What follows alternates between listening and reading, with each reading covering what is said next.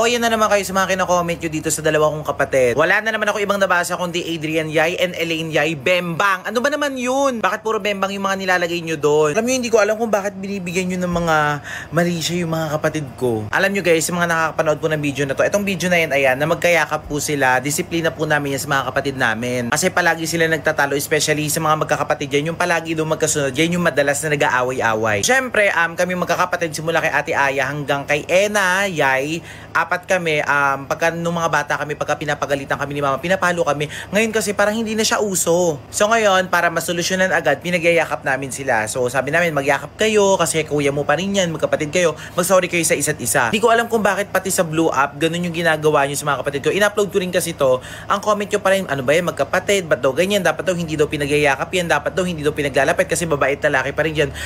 Mga kapatid, first and foremost, alam po namin yung ginagawa po namin. Wala pong halong mali siya yan. Natural po sa magkakapatid. Sign of love po namin yan. Lahat kami magkakapatid, ganyan po kami. Mahilig po kami magbeso, mahilig po kami mag-sorry. Alam nyo yung pag kami problema kami, sinusolusyonan namin agad kasi ayaw namin na magtanim kami ng sama ng loob sa isa't isa. So yun lang, sana nalinawan kayo ha. Walang bembang na nangyayari. Love you.